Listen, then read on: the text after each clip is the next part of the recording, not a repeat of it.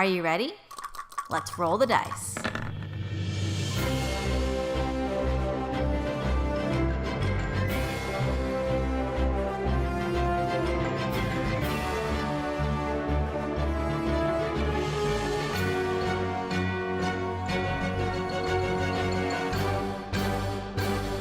Last time we were together, y'all fought off 3 rounds of combat in the pit, and you persuaded the necromancer Masala to point you in the right direction for the next portion of your quest, and hopefully it's a portion of the quest that will give you a little more information about what's going on in general.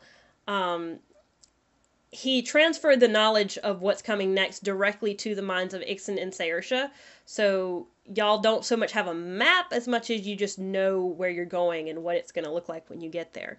And just as a side note, y'all had a very dramatic walk into the sunset moment with Gary B. Diggs, and then you walked right back to each other so Gary could heal you from the poison that you picked up in the arena before you both died. Yeah, that's probably a good idea. Yeah, so just as a side note, that did happen, and y'all had a very nice last coffee with him after your last coffee, like...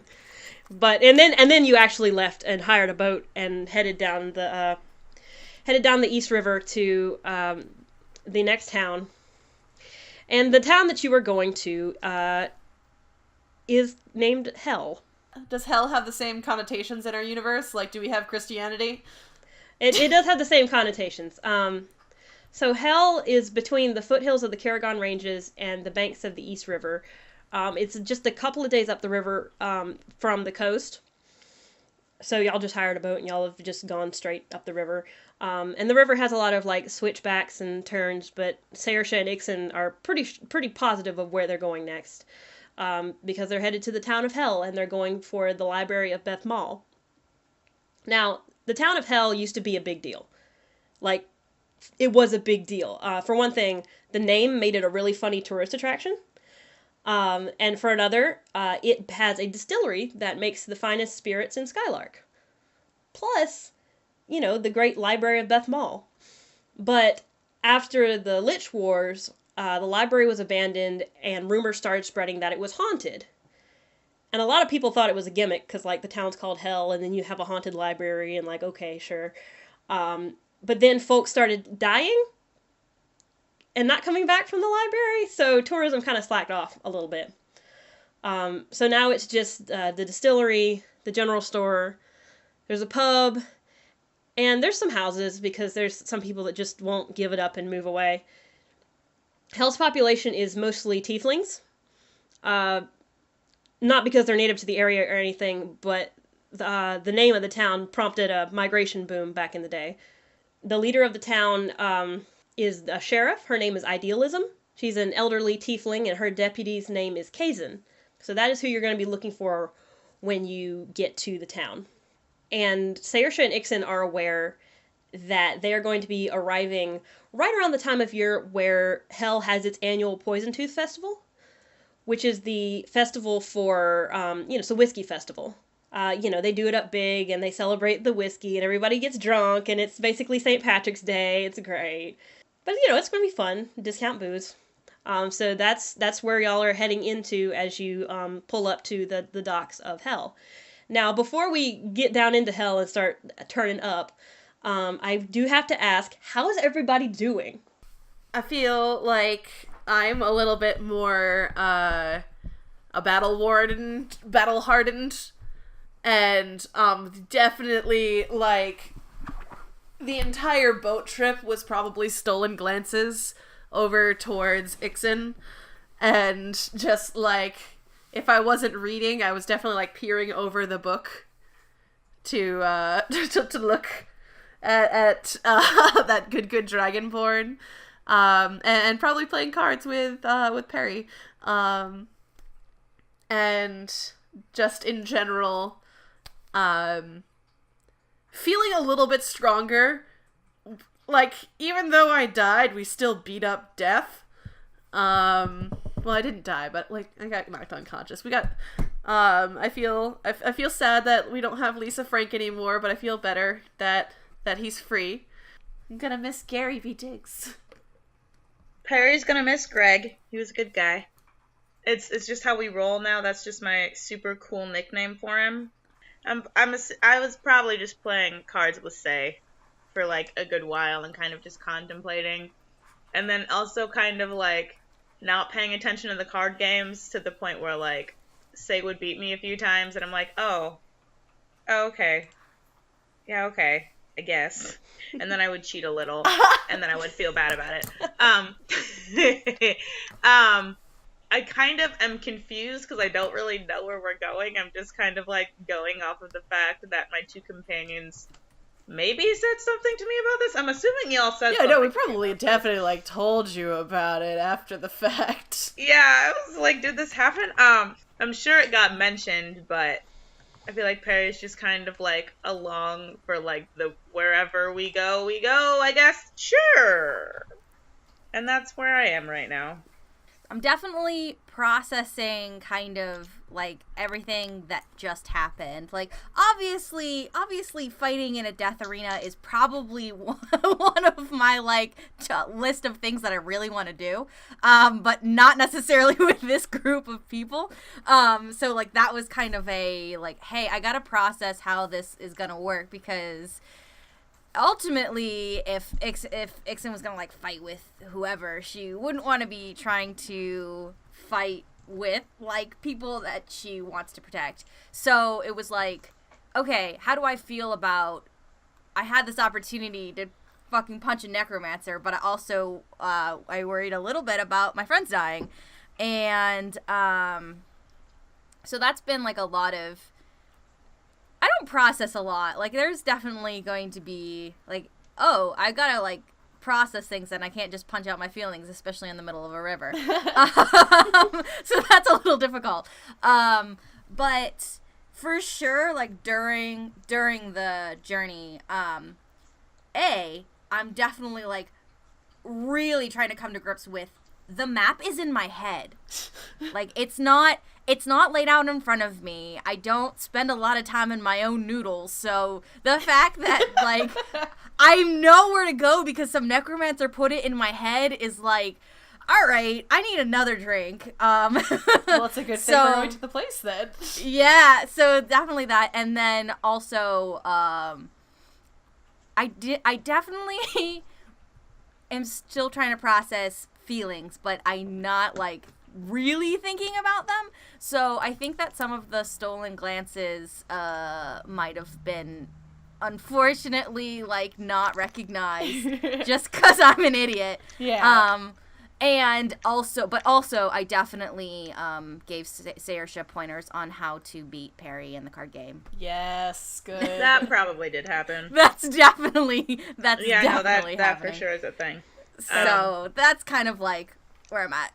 I also want to say that I feel like Perry and Ixen, like, I don't know if you'll agree with this, Brittany, like, are like we're avoiding having this feelings talk that like we know we should have, but like now all this other stuff is happening and we're just like, well, guess that, you know, we don't have to talk about that because we're on this right now, right? Like, that's fine.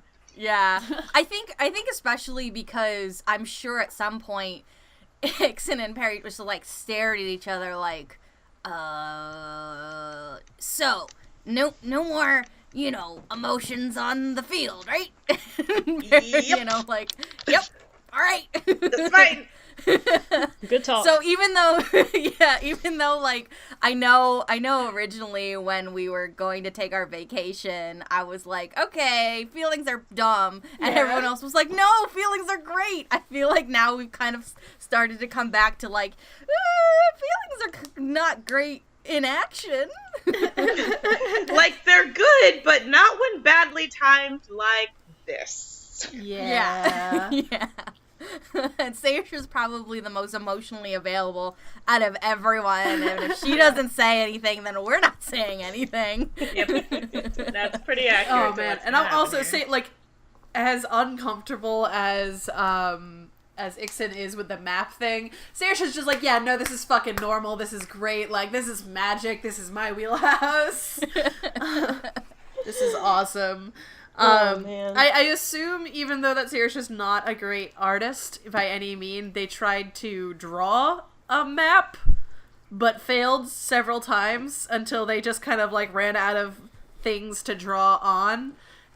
And then they started like trying to draw on the ship, but probably got reprimanded by whoever owns the ship. Like, I hand you a dagger, like, here, draw it on the boat with this. And you're like, okay. Like, yeah, and the ship's owner is like, no! No! No! Don't. No. Maybe stop that. Y'all are finishing up yet another one of your card games as you nose into the docks in Hell. And you get up to the docks and you see this big festive banner that proclaims, welcome to the 53rd annual Poison Tooth Festival, but it's not just the 53rd. There's like 50th, 51st, 52nd all crossed out. No. They've been reusing the banner for a minute. They made a really nice one for the 50th and then was like, fuck it, that's too much money. We're going to keep this one and just cross it out. But you can't see any people, but you can hear them because there's very clearly like a big party going on somewhere. So, y'all get off the boat and you head to where the noise is coming from because you want to get in on the party. And then you come in and you turn a corner and everything is shit. The noise is not party noise, it's battle noise. Everything is a mess. There are people running and people bleeding and people crying and people fighting in the streets. And this tall tiefling woman runs up to you and she's got a star on her chest and she's got a cut on her cheek and she goes, "Oh, thank God you're here. They're everywhere. You have to help us. Kaizen and I have them more or less contained, but we sure could use your help." Yeah. Okay, all right. Let's go. Okay. Yeah, let's do that. You're them, right? You're the magic assholes, right? What? You're I mean, the... wait, that's a little bit rude. I'm the only. Well, I mean, I guess Perry can learn magic now too, and Ixon kind of always has been able to, but a little bit. Also, But like, Say is very far from being an asshole. Let's just establish that very quickly. thank you, Perry. And she hears a noise and looks over her shoulder and she goes, "Oh, shoot. Y'all have this, right?"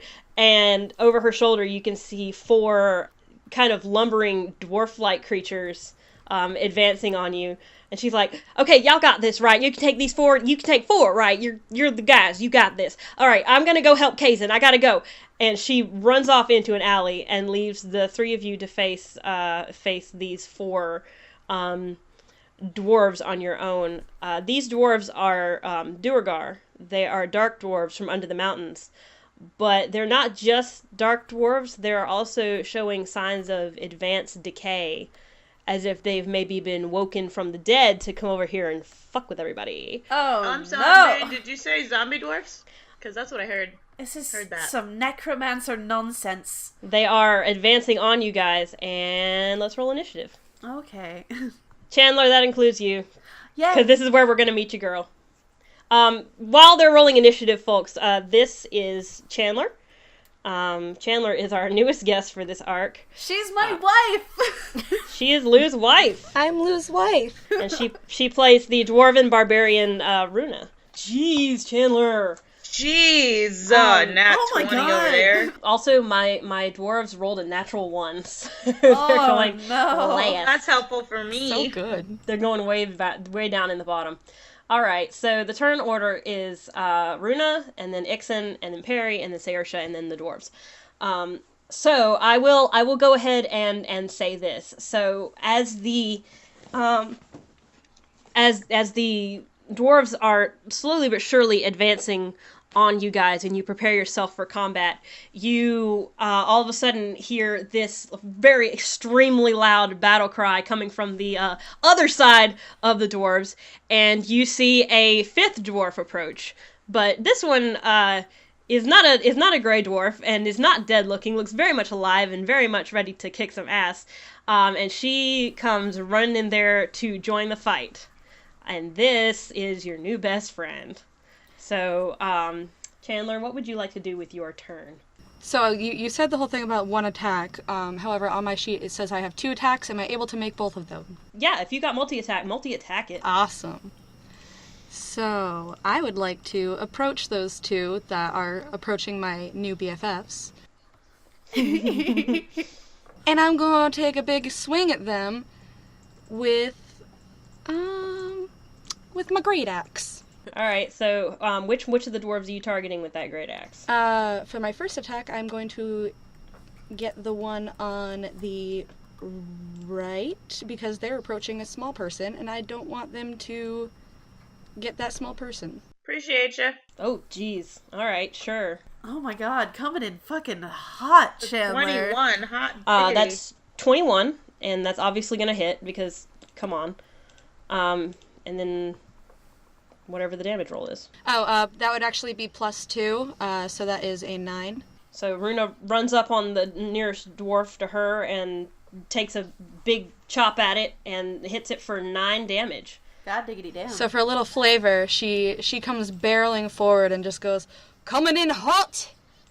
and swipes it at that guy. And with her second attack, she's going to do the same thing to the dwarf next to it. Okay. I love her. Me as Lou. Sayersha's like, yeah, this is cool, but like Rhuna, are you gonna swing with your great axe on the other dwarf? Yes, see, I am. Jesus! Oh my god! shit. That's a 20 again. Okay. That's a 20 again. And roll some good damage on that, I guess. I guess. All right. I always play bards and rogues, so this is new for me. Yeah, right? Coming in hot. All right, so roll for damage. Sorry, 8. 8. So, and then hits that good guy on the backswing for 8 damage. That's Runa's turn. She has come in and effectively changed 2 of the dwarves' attention from the magic assholes to herself, and now it's Ixen's turn. Hell yeah, it is. Hell yeah, it is. Okay. So, seeing as how we just walked off this boat and kind of stumbled into this nonsense, to stay true to kind of like the sense of, all right, things are happening now. I'm going to move forward and I'm going to very quickly slip on my brass knuckle dagger, basically, and just punch and mofo out. Oh my god. All right, so let's see how this goes. And which one are you going for? Because the movement's also a thing that y'all have to deal with. That's true. I am practically in the middle. So the dwarf that Rhuna just took out most recently, I'm also gonna run up to and go like, "Hello," tap on the shoulder. Yes, I'm gonna tap on his shoulder and turn him around and then punch him in the face. Yeah. All right, what's that? That's an 8 for my punching dagger. Nope. Does not hit. Dang. These are short ass dwarves, and it just goes sweeping over his head. But it looked real cool though, Ixen. Good job. Thank you. Perry, what you doing? I'm gonna move towards Sayersha because there are some punchy dwarves over here that have yet to be taken care of, and I'm gonna shoot a bow at that one. I'm gonna shoot a wait. I have a short bow. I was like, where did it go? That's an 11. Okay. Did you move, Perry, or are you just standing there? I moved like from there to where I am now. Perry scoots over closer to Sayersha and fires off a shot at the dwarf who is furthest away and gets it right in the arm for 12 points of damage, and the dwarf is now sufficiently confused as to what is going on. It is in pain, and it's not having a great day. Sayersha, it's your turn. Alrighty then. So I am going to cast Magic Missile. Yeah, I agree. String of numbers. Oh, sweet deal. Good job. Well, it's a Magic Missile. It just fucking goes. Yeah, it just does it. How much damage did you do? I'm gonna cast it at level 2. 13. So 13 damage each? Yes. Cool. Okay, so Sayersha winds up and throws Magic Missile underhanded and knocks all the dwarves on their asses for 13 points of damage each. Bang, bang, bang, bang. So, now it's finally my turn. Jeez. Mainly all my dwarves are going to do is move, because they don't move very fast. We're going to get one's just going to move closer to Sayersha. This one is going to move closer to Ixen. here we go. And everyone is going to attack people. Except Perry doesn't get attacked because there's no one near her. They don't have any weapons, so basically all they can do is punch real hard. Saoirse, this one swings on you for 10. Not gonna do it. Not gonna do it. Does not hit. Is very bad. Ixen, the two next to you are gonna attack you together. One swings on you with 12 Against AC? Yup. Nah. And the other one swings on you for 11. No, thank you. And then Rhuna, the one next to you, swings on you with 8. So yeah, they're not good. So they're just kind of ineffectually tapping at everybody, and they don't do a good job, and they don't really make any progress. At this point, I'm just gonna look at everybody else and be like, "Is this even a fight?" It seems kind of unfair for them. They needed our help with this?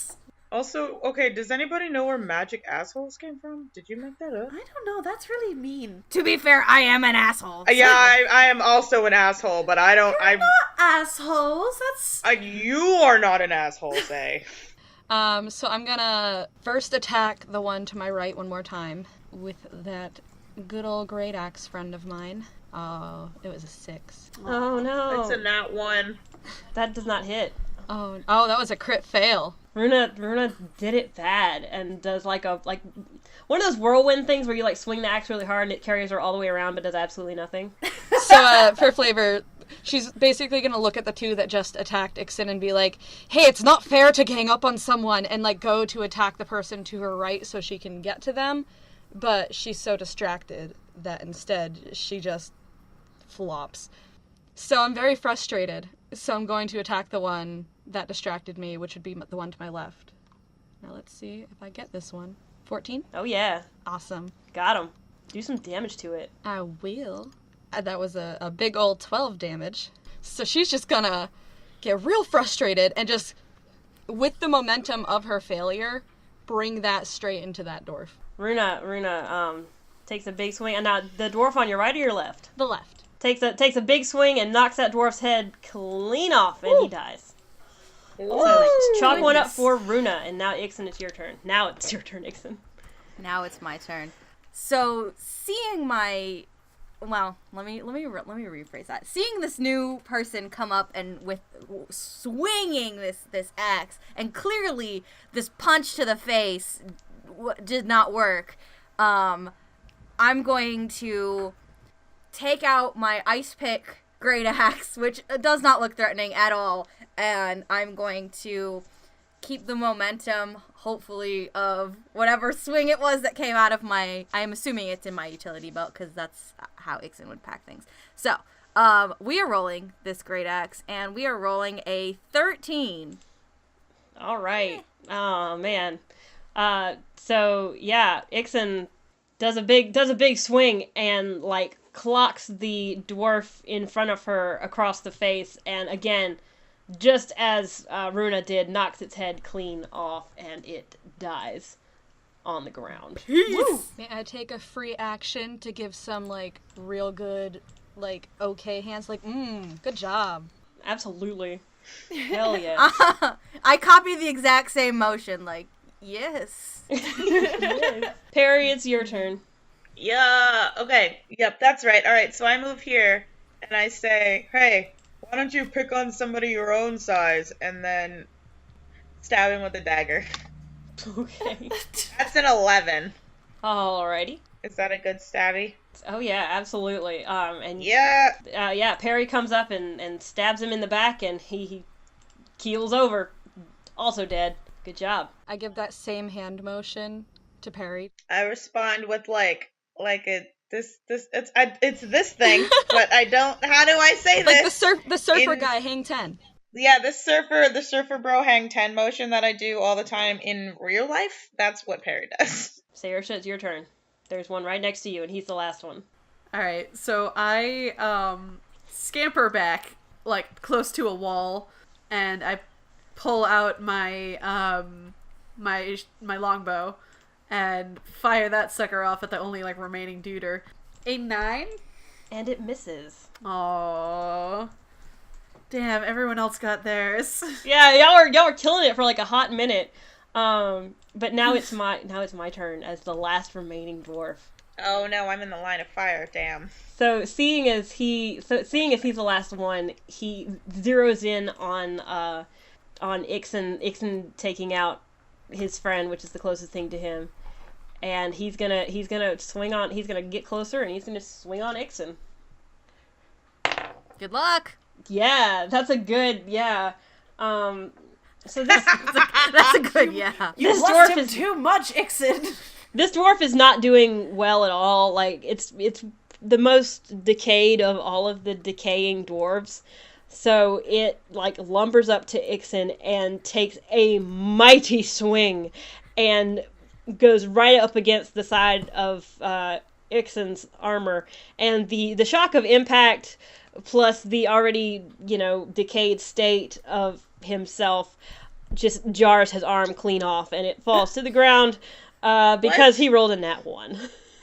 Wow. Oh no. So we have a one-armed, one dwarf. That's Runa's turn now. So Rhuna, go ahead and kill it. I'm going to hold my turn and let Ixen take this one. All right, Ixen, do it to him.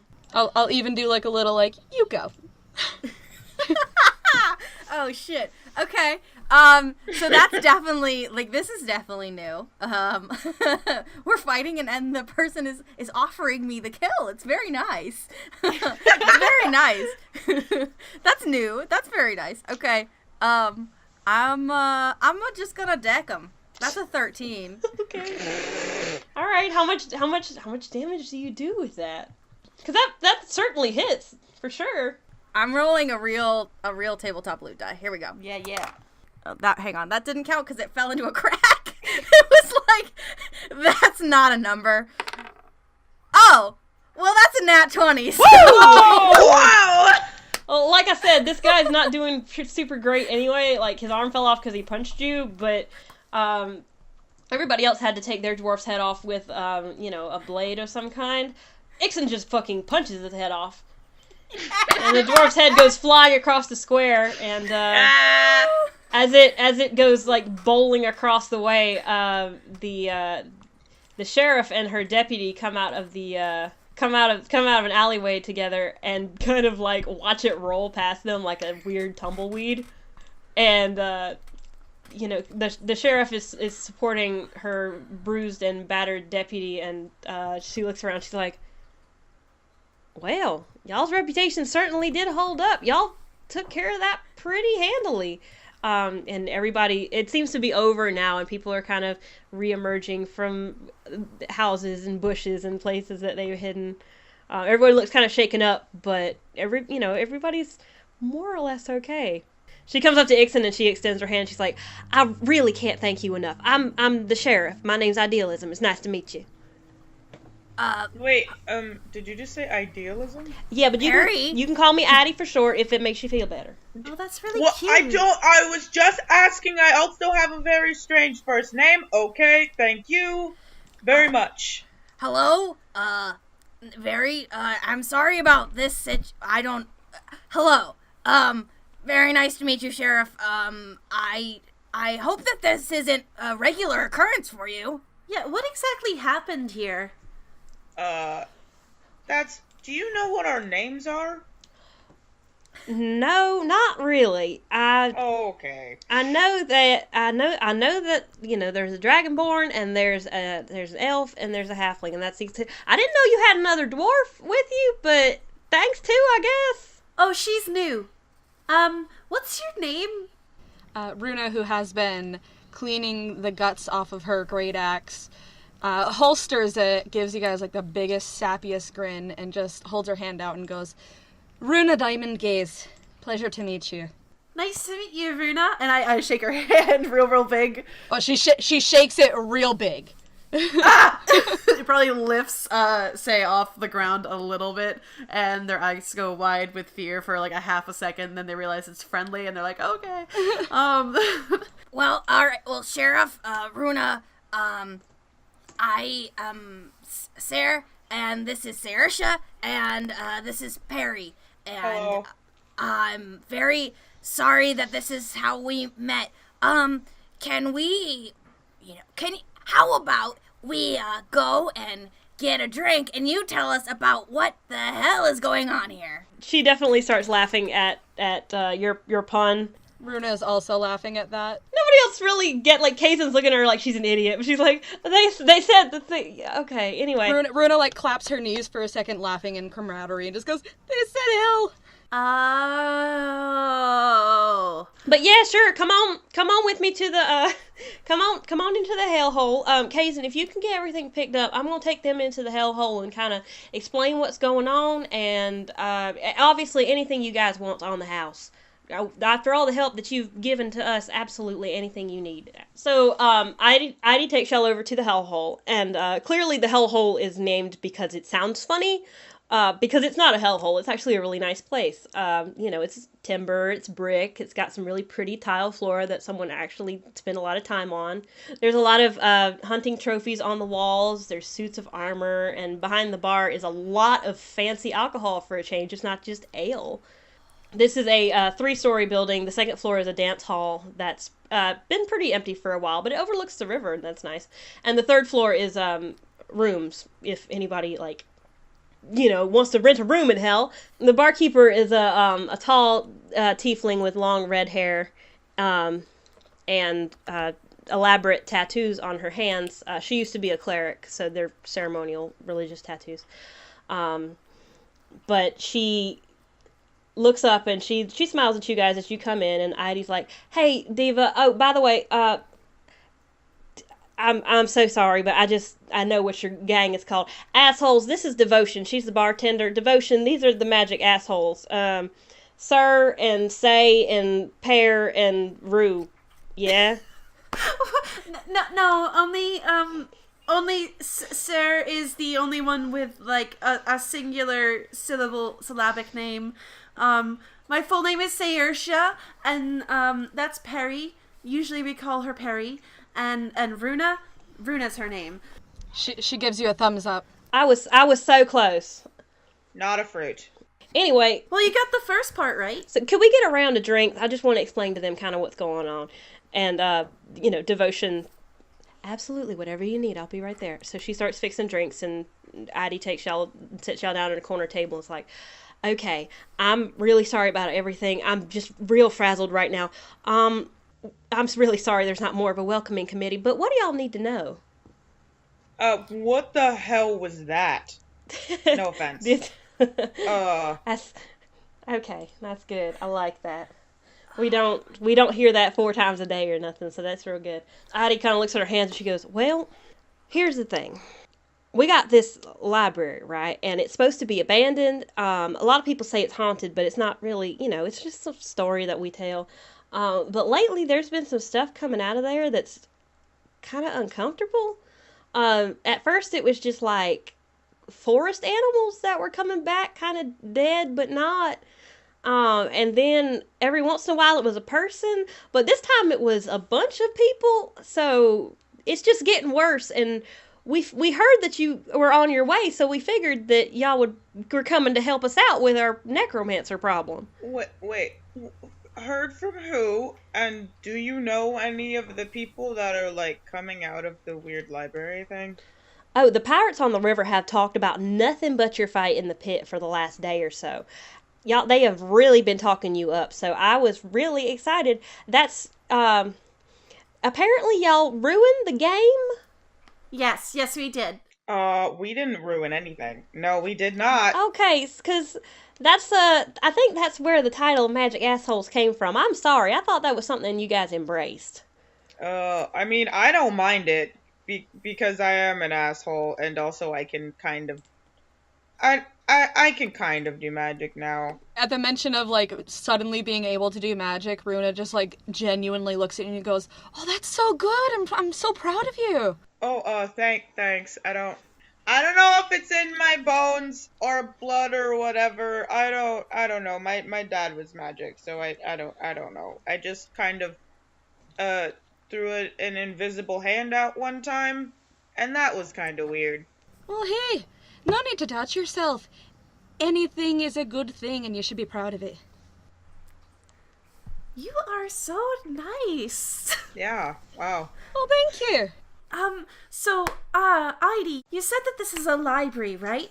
I know a lot about libraries. I actually grew up in a library, and I was wondering, is it like, you said it's a haunted library, are the books okay?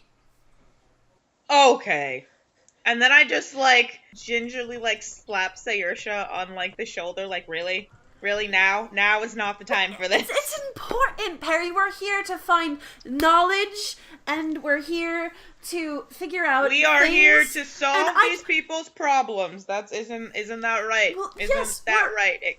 We're Sir? also here to learn more about the necromancers, and what I'm wondering is, if I pick up a book, is it gonna try and eat me? So Heidi had no idea that you guys were here for that. Like, she totally thought y'all were just coming here to, like, do the thing. So she kind of pauses for a minute. It's like, I have no idea. No one's been in that library for years. It's not safe in there. You cannot go up there. I cannot stress enough how much you do not need to go out there. I realize that you have a history of taking down necromancers with your eyes closed, but this is some bad stuff. I mean, if that's where the problems are coming from, that's where we should go to fix the problem. I cannot be responsible for that. Y'all, it is not safe. I will not put you guys in danger. I appreciate everything you've done, but these are just some little dwarves. There's some stuff in there that you don't need to even be looking at. Okay, I just need to re-ask the question, is there anybody, like, becoming alive from being dead that you know that you know coming out of the library? I'm sorry, you did ask that before, and I totally I'm just sorry. whiffed No, it. it's okay. You're a little frazzled. It's fine. I'm a lot frazzled. Okay. No, we don't know anybody. Most of the town is tieflings. Honestly, the gray dwarves haven't lived in this place for a really long time. So it's kind of, I'm guessing that they're the original inhabitants of the town that were buried under the mountain, and now they're coming back out for some reason. I don't know why the necromancer would do this to us. It's disconcerting to say the least, especially when you're trying to have a good time and throw a festival. Wait, do you know who the necromancer is? Hold on a minute. There's presumably a necromancer. That's the stories. That's why you can't go down there. I know you take down necromancers, but this guy, he's real serious. Y'all don't need to be messing with him whatsoever. Okay, I understand your concern, but you said that these, sort of undead fiends keep coming back, and more of them come around each time, and they're stronger each time. That's sort of like an exponential, hardness that's coming. I lost my words there. And they're getting worse exponentially. And that means that the next thing that comes out of the library is going to be much, much worse. And it's going to be so much more dangerous for everyone here to sit and stay and wait than it is to be proactive about it. So Rhuna's actually going to step forward as well. And she's going to look at Heidi and kind of like reach out her hand and just say like, again, my name is Rhuna Diamondgaze. It's a pleasure to meet you. I also will be going into this library. I'm sorry if you'd prefer me not to, but I'm here searching for my family's history, and they were inhabitants of this town at one point. So I would like to be able to follow that. And Heidi just gets even more upset with this and is like, I absolutely cannot allow that.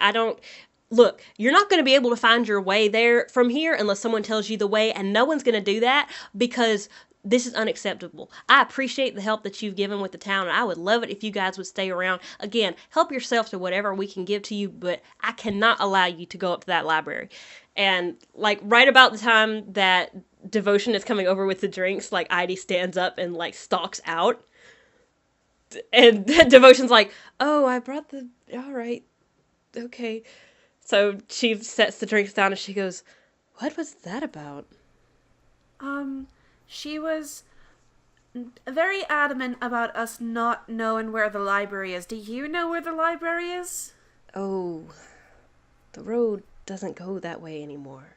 No one that goes up to the library comes back. Don't you know that? But that's what we're trying to solve.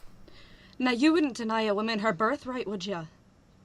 And at that, Rhuna, like, kind of leans herself forward on her arms at the table and just kind of smiles politely. We solve problems. We should be called the problem solvers, not the magic assholes.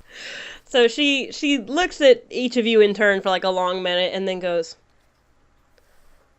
all right, if you want to go up there, no one's really going to stop you. Heidi just likes to pretend that we do. She hates it when we tell people how to get up there, but honestly, you're responsible for your own fool selves. If you choose to go up there and kill yourselves, it's none of my business. I'm not against giving you directions if you want to go up there and get crushed under some old moldy books or, come back as a live dead person. I don't mind. And it's honestly not that hard to get up there either. Again, she makes a very big deal out of everything. If you just head up the road toward the mountain, it's literally just keep going until you get to the hollow. And at the bottom of the hollow, you can't miss it. It's carved into the side of the mountain. It's fucking huge. All right, thank you so much. I mean, we'll probably stay in town for a little bit just so we can get our bearings and we can get our supplies and anything that we need for this adventure, because we'll probably need some things as we were just on a boat for a very long time. Devotion sets the drinks down and she's like, well, obviously, like Heidi said, the drinks are on the house, and I think everybody else in town would be pretty willing to give you anything you want anyway.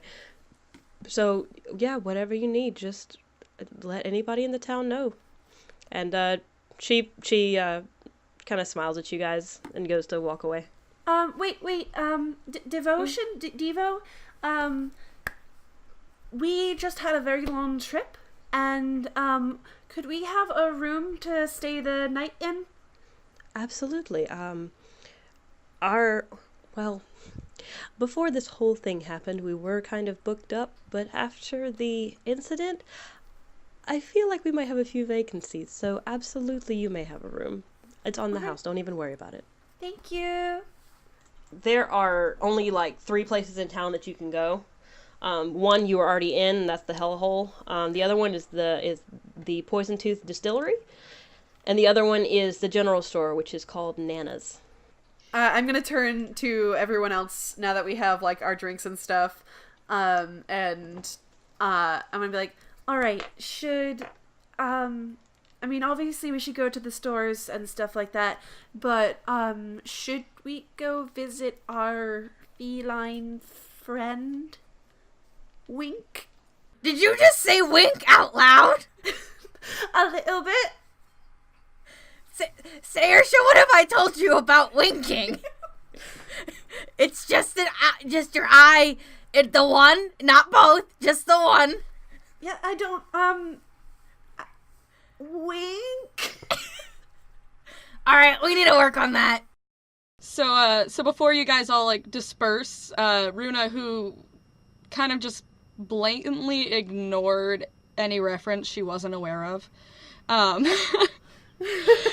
she kind of just, like, situates herself for a moment a little bit more seriously and looks at the 3 of you and just goes, so, I hate to invite myself along, but it seems like we all seem to want to go to the same place. If you would like to have me along, I will gladly lend my axe And at that point, she kind of holds up her 2 hand axes as well, like, I got more. I have no problem with you coming with us. You really held your own in the fight back there. I try. What do you guys say? So, Devotion brought out all the drinks, and there was a liquor and a couple shot glasses. So Ixen pours 2 shot glasses and places one down. And Rhuna is like, yeah? And then, we tap on the bar and... Oh, yeah. And take it back, and then the shot glasses come down, and I go, all right, you're in. Yeah, Rhuna 100% throws it back. Hot damn, that's some good shit. Ugh. Man, why do we... Oh, I'm done with ale. This is great.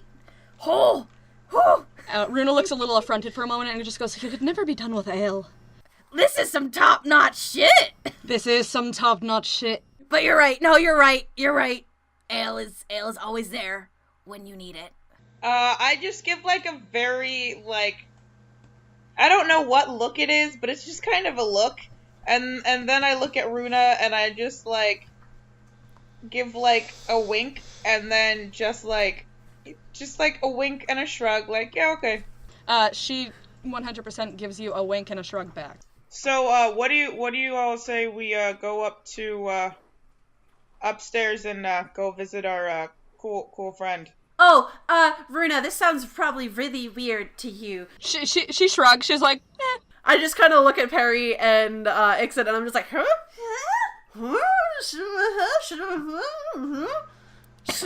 Why don't we up the room? I mean, I guess we could ask. I mean, hey, so how bad, like, how uncomfortable would it make you if there was like we all slept and then there was a place that we went? You are explaining this very badly. All right, you go. Rhuna seems fine with it, though. She's into it. We're gonna travel to another parallel plane and go to a grocery store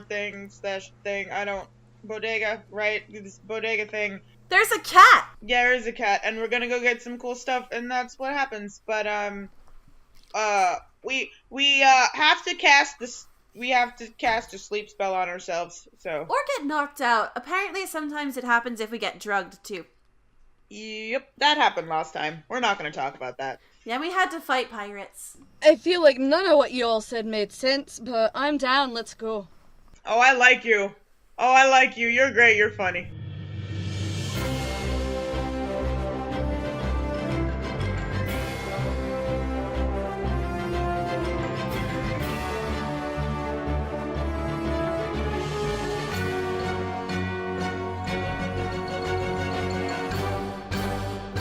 Hello, everyone. Thank you so much for listening to episode 19 of No Dice. Thank you. And special thanks goes to our new guest for this arc. Thank you goes out to Chandler Rae Woods for playing Rhuna. We are very blessed to have Rhuna as part of our adventuring party for the time being. As always, we miss our previous guests, but we're very excited for new guests. And if you want to connect with Chandler, you can find her on SoundCloud at Chandler Rae Woods. I was gonna tell you that our intro and outro music is Take a Chance by Kevin MacLeod, but I got distracted by the fact that my cat is sticking her face in a bag. I'm not sure what she's doing. So, pardon my slight distraction. That is how it works being a mother of a small furry child. As always, thank you to Tabletop Loot for being our sponsor. If you want to check out Tabletop Loot, they have updated their website, I believe. They've always got great dice, and you can use the code NODICE15 to get 15% off of your order. So go now and get some great dice. No Dice is always a proud member of the Pocket Podcast Network, a network dedicated to bringing quality shows right to your pocket. There's a bunch of new shows on the network. Check out the newest show to the network, Home Viewing, where John and Bethany take a listen through their movie library, and it's fun, it's sweet. They're going alphabetically, so you won't miss a ton. My cat has now found the trash and is digging through it. So I'm going to go through the rest of this commercial break fairly quickly so that I don't have to worry about my trash cat. If you want to support us, you can do so by purchasing a pocket note, which is a personal message to be read on the show. And you don't have to purchase one just for No Dice. You can do it for any of the shows on the network. Don't forget you can review us on iTunes. Those reviews really mean a lot to us, and they kind of help other people find the show. Tell your friends, tell your mom, tell your cat that's digging through the trash that you like No Dice. Word of mouth is super important for us to keep growing as a show. If you want to tweet about the show, you can use the hashtag No Dice Podcast, and you might be able to have an NPC named after you or a suggestion that you make. We love getting NPC names. I say we, I mean Daniel, because she's the one that makes those good NPC characters. So that's what I have for that. Additionally, I will be speaking on a panel at the Erie Library Comic-Con. I think it's going to be tomorrow for you if you're listening on Friday. It'll be May 19th. I'm speaking on the Women in RPGs panel. The Erie Library Comic-Con is a local convention that's very small, so like if you're not local to the area, don't feel like you need to come support this, because small cons are good for the community. And I am doing my best to record the panel so that everybody can kind of experience that. I'm not sure how it's going to go. I think that it'll be a good convention. I'm not sure how my public speaking skills are. Clearly, I have already failed. I'm not doing so great at non-public speaking.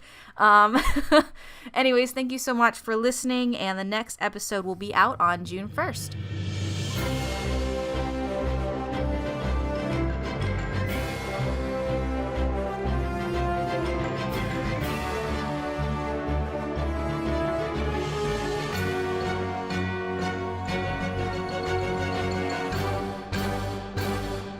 The four of you go upstairs. Y'all figure out your room arrangements. You switch up your room arrangements because you had people in the same room who talked too much to get some actual sleep.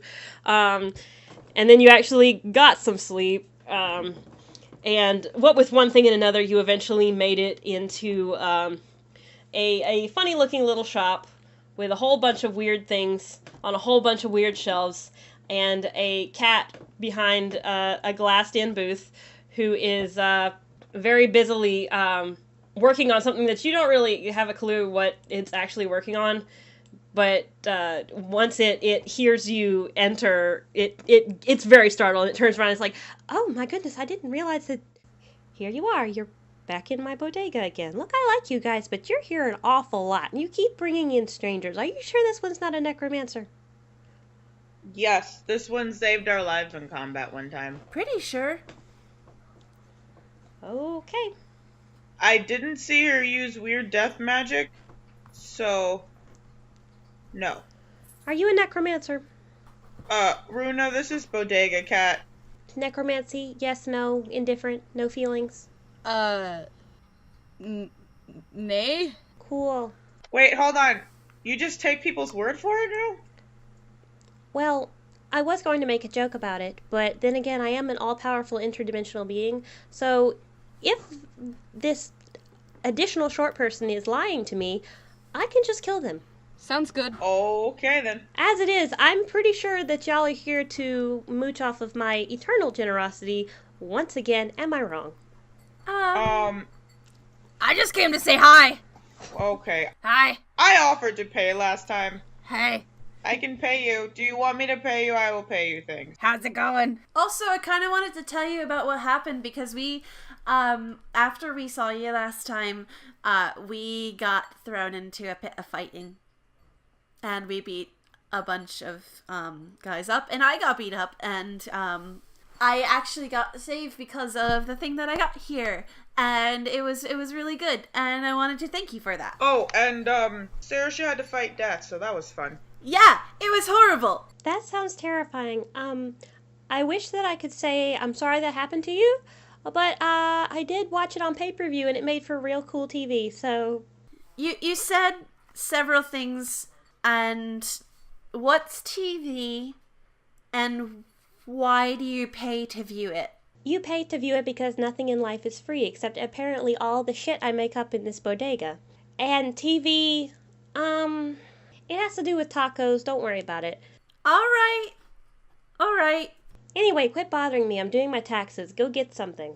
Next time, do you want us to bring you something when we come? Oh, yeah, that would be super great. This is going to sound weird, but it gets really lonely being an interdimensional being. I kind of would like to have a friend that I didn't create. And I hate to ask you to trap anyone else here with me. We could find another cat. That would be cool. I feel like the conversation would be a little bit lacking, but okay. I mean, what if we find a really smart cat or an enchanted cat? Whatever. Just, if you never mind, it's stupid. Go get something out of the bodega. Leave me alone. And he slams the glass door. Okay, so since I'm so interested in the words that Bodega Cat just said.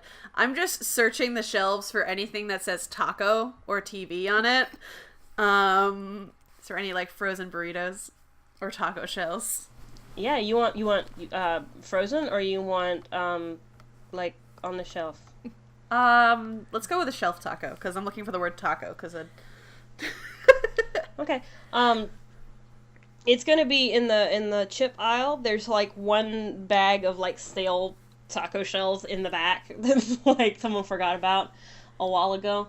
So now I'm trying to figure out how someone can watch something through this thing. I'm sorry, Saoirse. So Saoirse pulls out a long forgotten thing of stale hard taco shells. About half of them are intact, half of them are into little pieces.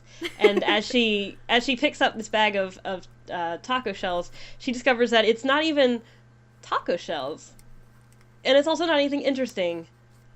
It's a bag of hardtack. But now you have a bag of hardtack from food for later. I'll take it. I'll take a bag of heart attack. All right. So that's lame. Now that after like 2 months, I've kind of given up on wearing the pigtails. Not necessarily given up, but just kind of stopped wearing them because they'd become a hassle. Because I kept getting things in them and then having to take them all down and then put them back up. And it was just like a lot of work. So I may as well just leave it all down, really. So I'm looking for like a brush or a comb, I guess. Okay. Is that a thing that I can find in the store somewhere? Yeah. It would be in the medicine section. Perry, you find a really crappy comb. It's like crappy black plastic single package comb. But as you pick it up, you realize that it is actually a magical item that enables you to cast Shocking Grasp. Oh, shoot, dang. How many times? It's a cantrip, so just like whatever. What? Just like whenever. Shocking Grasp was a cantrip, so like you just take out your comb and Shocking Grasp that hoe. Oh man. So yeah, that's what you got. Rhuna, what are you choosing from the Dream Bodega? You may choose anything you would like. Ever. Oh. Imagine a bodega and what would be in it, and then pick that thing. And nothing is what it seems. Not knowing that, and having most of what she needs in life, she's actually going to go look in the medicine area because she does actually have a proficiency in medicine and needs more stuff. She wants to be able to heal both herself and her new friends if it comes down to it. So Rhuna finds a small kit, but as she picks it up, she discovers that it is not actually a first aid kit of any sort. This box, as she holds it, allows her to cast Minor Illusion. Oh. Oh. Ooh. As a cantrip, so like, again, just whenever. Somebody who's never had any magical ability, this is interesting. Yeah, and Minor Illusion is a hell of a spell. So there you go. That's Rhuna's get. So she's mildly disappointed but intrigued. Yeah, so like everybody's in the same general area across the room, which leaves Ixen and the Bodega Cat more or less alone. Ixen, what you got? So, I'm gonna like go over and gently tap on the window and be like, "Hey, buddy. Hey, buddy. And he like slides the glass open and he's like, "Are you having trouble with the instructions? You seemed to found everything okay last time." No, I wanted to talk to you, actually." Oh. All right.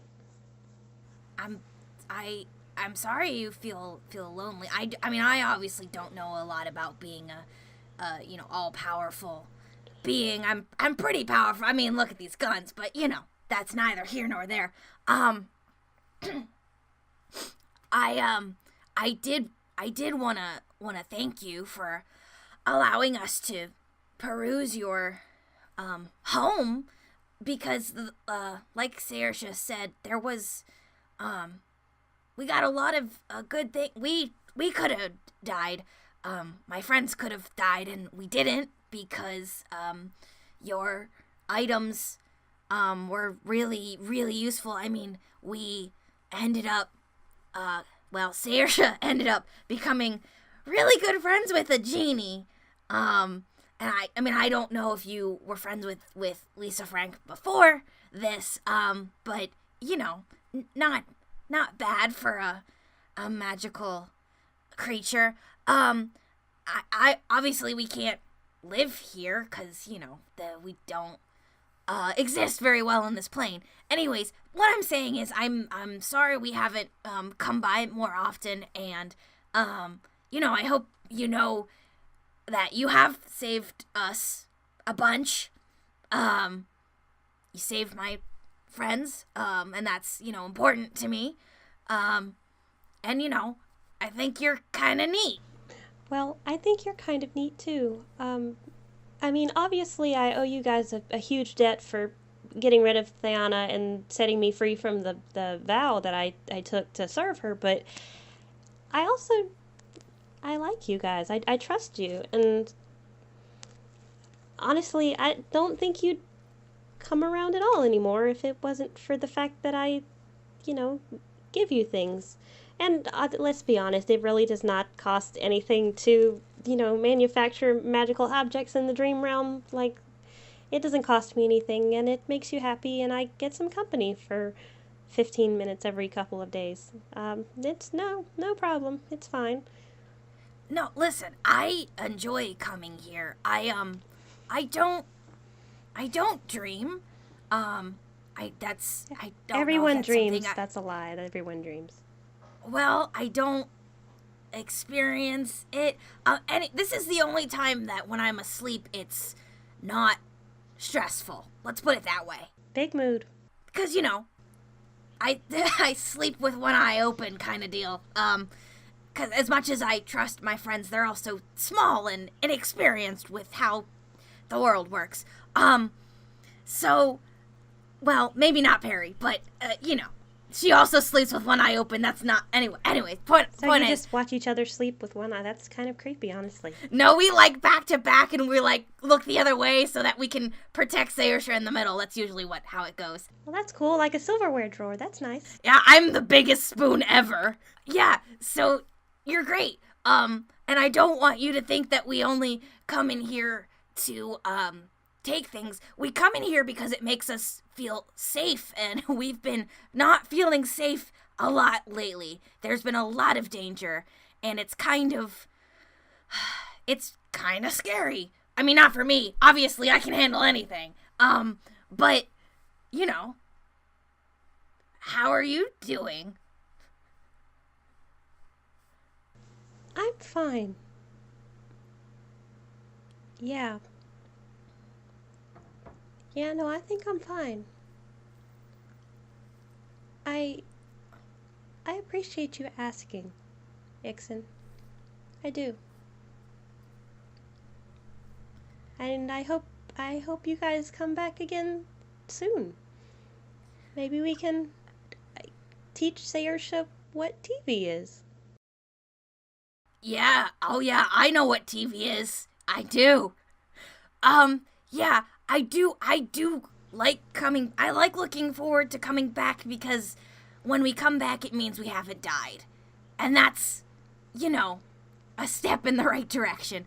Also, you understand completely how, frustrating necromancers can be. Let's just say that right now. Oh, for certain. They're the worst. The worst. Anyways, are you sure there's nothing we can't, like, I could give you, here, here's this, deck of cards, and, so there's this cool game where you can lay them out, and then you try to match all of the colors and shapes together. I'm sure you know how to play this game, but listen, so you do it, but you also have to, try to speed through it. It's called a speed run. It's great. So the Bodega Cat, I'm just going to say this, the Bodega Cat absolutely knows how to play solitaire. Like, thank you very much. But the Bodega Cat is also incredibly touched by this gesture that Ixen is making. So completely like, well, I guess you're going to have to come back and teach me how to play sometime. Well, I'm leaving this here so that I will have to come back. So, Okay. and then I'm taking this deck of playing cards that I took off of Starson's body and putting it on the counter. That's where you got it from. Fuck. Holy shit, I forgot about that too. I've had this in my inventory for a while. No, I knew you had it, but I didn't know why. Jesus. Yep. So Bodega Cat is oddly touched and kind of like puts a paw on the deck of cards and like, you know how cats loaf? He like pulls it under his loaf and like absorbs it. Oh, yes. And he's like, I really appreciate that, Ixon. That means a lot. And on it, I don't want it to sound like I hate it that you guys come here for items, because that really is what it's here for. So don't feel bad about picking out an item. Please absolutely go and get you something, because that's what I'm here for. I like doing things for you guys. I mean, well, here's the thing. So I've gotten really lucky last couple times. There was some cool stuff. But, this is your place. Do you have any, recommendations? And so the Bodega Cat kind of like, does the Mufasa like, look Simba thing over the whole, everything the Bodega touches is his. And he finally goes, I think that you might find something interesting over in the snack cakes. The little pastries with the crinkly wrap. Ooh, alright, I will check it out. And I wink and finger gun. Okay, what snack cake looks good to you? It's gotta be goddamn Twinkies. It's gotta be goddamn Twinkies. Oh my god. That's what I was hoping that you would pick when you went over there. That's kind of what I had in mind. Listen, it's kind of gold and spongy, and like, Ixon is gold and also spongy inside. I don't know how useful this is, but Ixon picks up a Twinkie and, picks up this yellow spongy cake, single serve in a plastic wrapping. And it's not a Twinkie, it is in fact a short sword. Hell yeah, more weapons! I was like really hoping it would be a weapon, but it was like the tiniest sword I could possibly give you. I was like, oh, well, okay. Nah, Ixon all about them weapons. She don't care. Yeah, so, yeah, done and done. So everybody got their stuff and they gather back up at the counter and they like showed the Bodega Cat all their like swag, and he goes, that looks wonderful. I'm really happy for you guys, except for you, Saoirse. I'm like really sorry about your loss there. No, wow. it's not bad. You can use it for things, even if, this is sort of what we had a lot of the time in the Priory growing up. Your life is so depressing. You put a little bit of honey on it and it tastes really good. So it's not a big deal. It's actually it reminds me of home. Yikes. Wow. Anyway, so I really enjoy having you guys here, and I appreciate you coming to visit, but I have a feeling there might be something you want to get back to. Yeah, always. Honestly, I don't mind just staying here for a bit, but... Well, let's see if I can't get y'all back. And the Bodega Cat pulls out big, fat riddle book and plops it on the counter and starts flipping through it. It's like, alright, let's see. Riddles for when you want to keep friends at your house forever. I'm totally joking. Alright, how about this one? This seems, on your level, I guess. What has no beginning, no end, and nothing in the middle? Those things that are twisty. Those twisty ones. What? No. Runa's not smart enough for this, but I am. I'm a slut for riddles. Alright, I'm kidding. How about time? No, for once it isn't something so metaphysical as time. It's actually something I have in the bodega. I give you guys way too much help with these, honestly. That's because we're great. So for flavor, Runa is just 100% looking around, just like, oh yeah, look, it's real nice here. Just not even noticing. A circle? Oh. Well. There's a middle to a circle. No, there isn't. Oh, what about a ring? Okay, sure. That's fine, too. The correct answer is a donut, but... The heck is a donut? It's... Oh, my God, I forget. You're stupid. Oh, my God. Did you... I know you're... listen, it's like a round piece of hardtack, okay? Did you have that in the Priory? So you just cut it? Why doesn't it have a center? Doesn't that sort of Okay, defeat this the is point of hard tech? all right. I'm gonna have all right. This is all right. Okay, cool. Circle's fine. Ring is fine. You're right. Absolutely. Thank you for playing. Goodbye.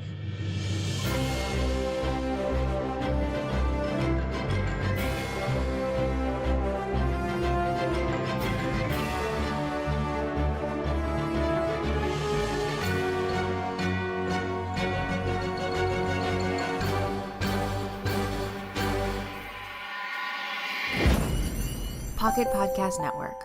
Quality programming right to your pocket.